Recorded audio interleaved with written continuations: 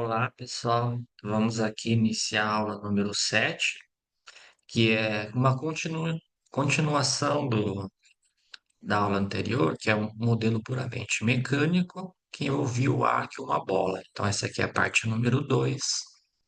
Vamos dar início, então, a essa aula. Recordando o sistema e os principais resultados que era de interesse, a gente tem esse sistema, que é um arco, ele está rotacionando com uma frequência constante. Daí nesse arco tem uma, deixa eu voltar aqui, nesse arco tem uma bolinha de massa m, o raio do círculo é r, a distância desse eixo que está no semicírculo até a bola é um r pequeno, e a gente analisou esse sistema de duas maneiras, utilizando as coordenadas cartesianas e posteriormente utilizando as coordenadas polares. No contexto das coordenadas polares, a gente obteve as forças resultantes na direção radial, que é na direção do raio, e na direção tangencial, que é tangente ao círculo, a reta tangente. E essa aqui era a expressão, a força resultante era menos a normal, mais mg cosseno de θ, mais m ômega ao quadrado, r seno ao quadrado. E a força resultante tangencial, m ômega 2 r seno cosseno menos mg seno. Então, essencialmente, essa aqui é as forças decompostas na componente tangencial e radial. A gente tem a força normal, a força centrípeta, o peso. Lembrando que a gente está no referencial da bola, então em algum momento ela vai atingir um ângulo θ fixo, que pode ser θ igual a zero, como a gente já mostrou, mas no caso de θ diferente de zero, no referencial da bola, o somatório das forças é igual a nula, sendo esse referencial não inercial. Daí aparece uma força inercial na direção contrária à força centrípeta. E aqui são os eixos y e x. Então, como eu comentei, no referencial da bola, as forças resultantes é zero, e o resultado que a gente obteve era esse. Se você está abaixo de uma frequência crítica, que a gente definiu como sendo a raiz quadrada de g sobre r, onde g é a aceleração gravitacional e r é o raio do, do círculo, a gente observa que para frequências abaixo da frequência crítica, a bola fica ali parada no centro. Mas se você está com frequências acima da frequência crítica, com um θ diferente de zero, satisfazendo essa relação, cosseno de θ igual a ômega 2 sobre ômega c ao quadrado sobre ômega 2, a gente tinha uma solução não trivial.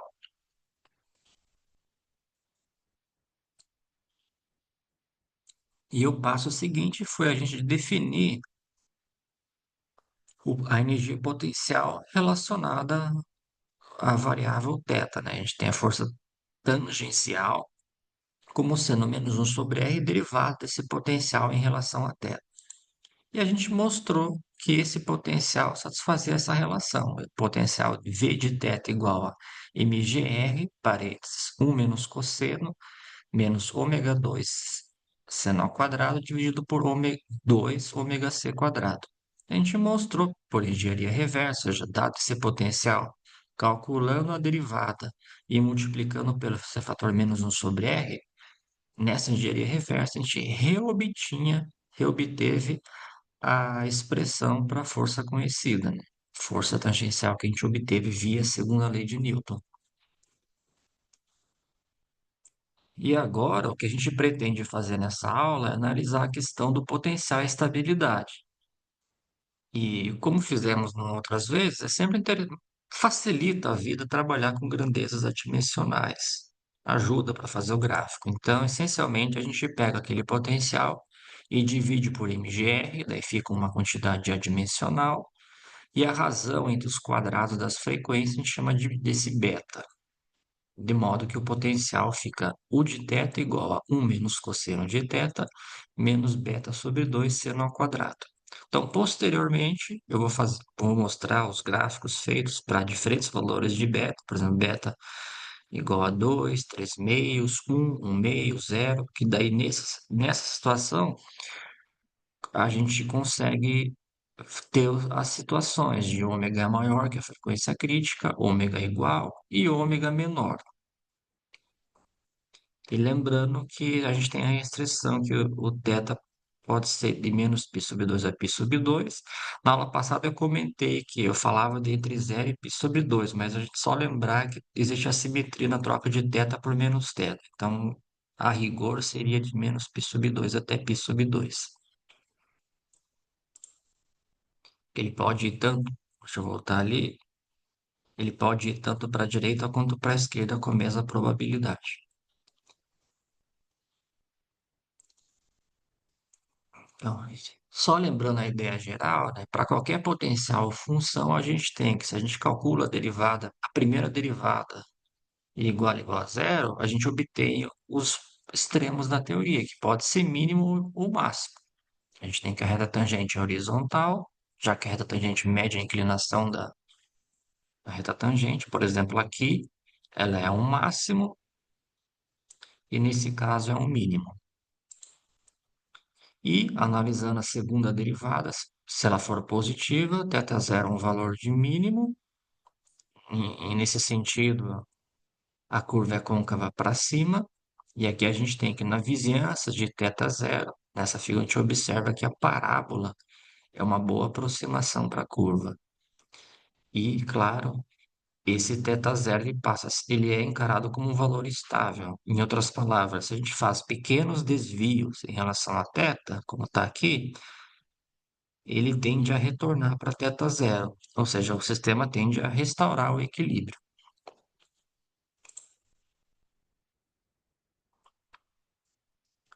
Para quando a derivada segunda ela é negativa, a gente tem aqui um valor de máximo e a curva é côncava para baixo. Novamente, nas vizinhanças de θ0, a parábola é uma boa aproximação para a curva e θ0 é um valor instável, ou seja, se a gente pegar de θ0 e fazer um pequeno desvio, a tendência do sistema é de se afastar dessa posição θ0. É um, um ponto instável, vamos dizer assim.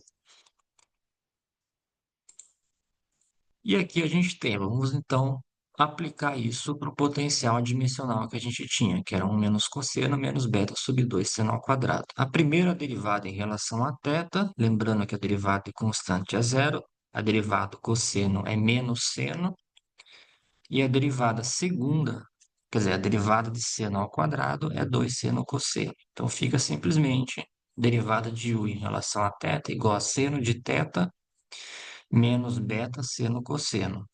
Igual a isso a zero, colocando já o seno em evidência, a gente obtém essa expressão. Seno de θ é 1 menos beta cosseno.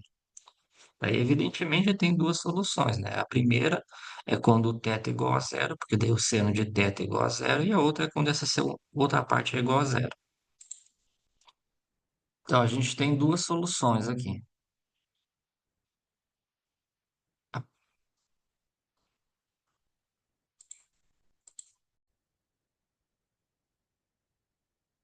E aqui a gente tem as duas soluções, que é a solução de... Opa, desculpe, vou botar aqui. A solução θ0 não trivial, satisfazendo a condição de cosseno de θ igual a 1 sobre beta, que daí a gente garante que esses termos entre parênteses é igual a zero, e a outra quando o ângulo é igual a zero, que daí seno de zero é zero, que eu chamei de θ0 e θ1, as duas soluções. E a gente tem que analisar as condições para que esses valores sejam estáveis, que no fundo é analisar a segunda derivada, avaliar em θ0 e θ1 e ver se é positivo. Aqui eu calculei a segunda derivada, que é a derivada em relação a θ deu dθ. Por sua vez, isso aqui é igual a derivada em relação a θ de seno, parênteses, 1 menos beta cosseno.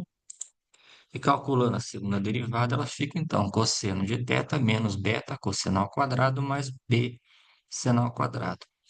Substituindo que seno ao quadrado é 1 menos cosseno ao quadrado, e simplificando, a gente tem aqui beta, que a derivada segunda é beta, mais cosseno de θ, menos 2 beta cosseno ao quadrado.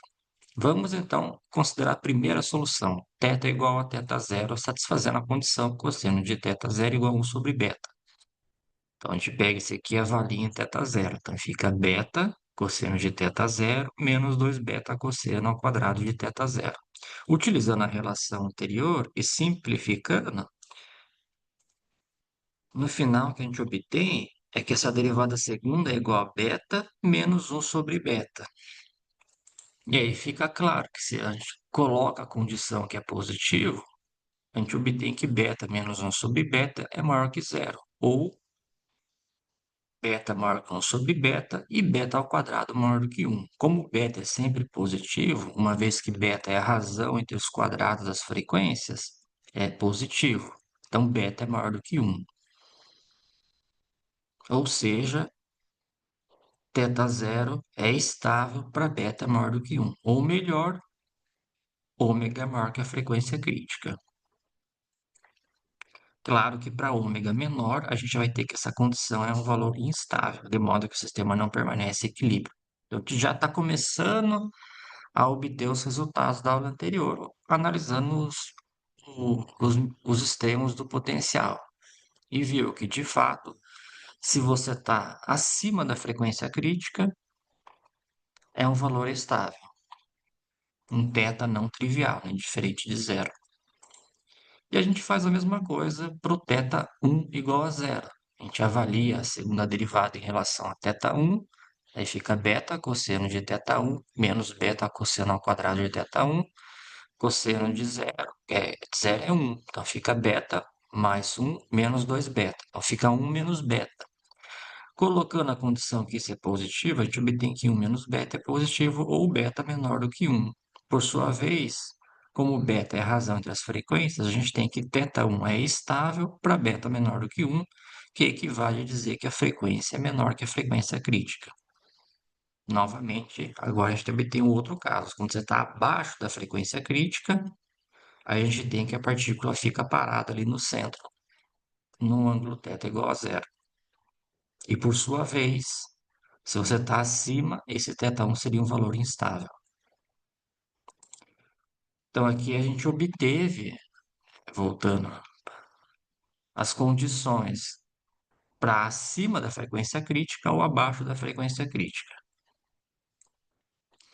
Vamos agora fazer uma análise interessante que ajuda a gente a fazer a conexão com sistemas magnéticos e transições de fase. É quando a gente pega aquele potencial adimensional que a gente fez, né, que era você pegar o potencial e dividir por MGR e definir esse beta como a razão das frequências ao quadrado. E aqui aparecia um cosseno e aqui aparecia um seno ao quadrado. Vamos fazer a aproximação de Taylor para ângulos pequenos. E temos essas relações aqui, né? Que o seno de θ é aproximadamente θ menos θ3 sobre 3 fatorial.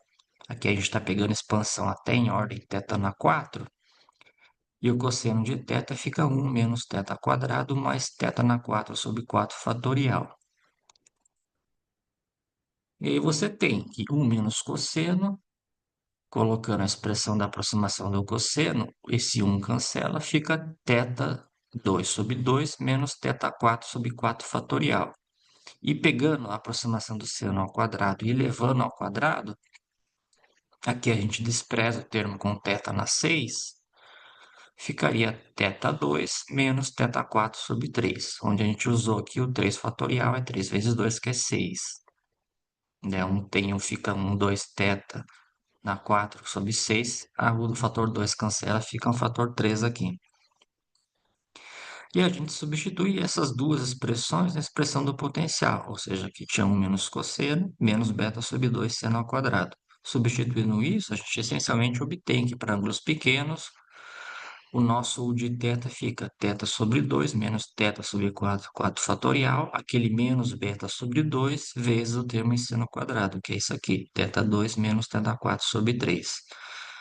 E colocando os termos, fazendo as simplificações e colocando em evidência o que é θ quadrado, o que é θ na 4, no final do dia a gente obtém que fica o de θ é aproximadamente 1 menos beta, θ2 sobre 2, mais beta 1 na 4, teta 4 sobre 6.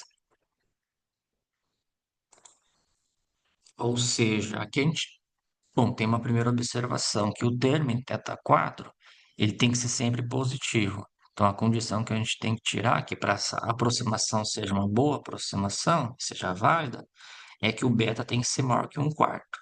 Se isso não é satisfeito, a gente precisaria ir, por exemplo, para a ordem θ acima de θ4, θ5, θ6 e assim por diante.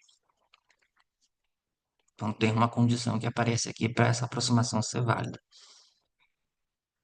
Aqui é uma outra comentário, é que não aparece termos lineares e cúbicos. Não aparece termo linear em θ nem cúbico, de modo que o potencial é simétrico na troca de θ por menos θ, o que já era esperado do potencial anterior que a gente tinha, o exato, ele dependia em cosseno de θ, que é uma função par, e aqui aparecia seno ao quadrado, que é par também. Quer dizer, o seno é função ímpar, mas o quadrado do seno é função par.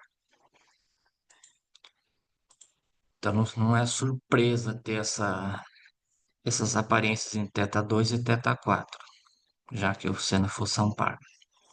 Quer dizer, que o potencial é função par. E voltando aqui, a gente tem uma análise importante, que se você observar o termo em θ2, ele muda de sinal se o beta ele for maior ou menor do que 1. Aconteceu exatamente no outro modelo mecânico. A gente tinha aqui o termo em θ², ele mudava de sinal, dependendo das condições do sistema, e o outro termo permanecia positivo. Ou seja, se beta é maior do que 1, quando beta é maior do que 1, troca de sinal, evidenciando que beta igual a 1 é um ponto crítico de transição de fase. Então, isso fica bem claro aqui, né? Se beta é igual a 1, ômega é igual a ômega c, ou seja, ômega c é uma frequência crítica do sistema. E a forma do gráfico, que eu vou mostrar daqui a pouco, a gente tem que é o mínimo estável em θ igual a zero, se beta for menor do que 1, lembrando que o beta é maior que 1/4, e daí esse é um valor estável, uma parábola com um único mínimo estável em θ igual a zero. Mas se a gente está acima, com beta maior do que 1, acima da frequência crítica, a gente tem dois mínimos estáveis em menos θ0 mais θ0, e ele é instável em zero. E daí fica essa estrutura aqui, né? Dois mínimos θ0 e menos θ0. E posteriormente eu vou mostrar o gráfico da função exata, da função aproximada. Os resultados confirmam as conclusões, que a gente tem que beta menor do que 1, ou seja, ômega é menor que a frequência crítica, a bola tende a ficar em θ igual a zero, que é o único mínimo estável. Ou seja, o arco ele fica girando com frequência constante, mas a bola fica ali no centro paradinha. Na outra situação em que beta é maior do que 1, ou seja, você está com frequências acima da frequência crítica, a bola tende a ficar em um dos mínimos. Ou ele vai para a direita com θ0 ou para a esquerda com menos θ0. E esses são os valores estáveis do sistema. Essa aqui estão algumas referências que ajudam a discutir esse sistema. É um artigo de 1997 no American Journal of Physics, Fletcher, e a gente me baseia um pouco nesse trabalho. Tem esse outro artigo dessa revista Prias, que não é tão famosa quanto a American Journal of Physics, mas também ajuda bastante. Daí eu coloquei aqui o título: Analogia entre sistemas mecânicos, transições de fase. Então vocês conseguem encontrar facilmente na literatura, buscando o título e o ano de 2008. Tem essa outra revista, a Ressonância, Teoria de Landau, transições de fase, uma analogia mecânica. Aqui eu vi que tinha um typo ali que eu encontrei no artigo, mas acaba não mudando as discussões que eu fiz aqui com vocês. Então, essencialmente é isso. Eu vou parar de compartilhar e vou mostrar os gráficos, né? Deixa eu, então descompartilhar isso.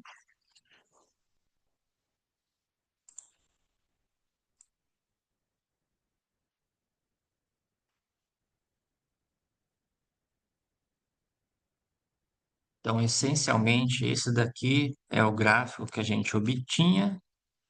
Aqui a gente tem duas coisas, né? Que é o eu fiz o, quer dizer, não foi eu que fiz, foi o Bernardo, que era o estudante que eu orientei na iniciação científica júnior.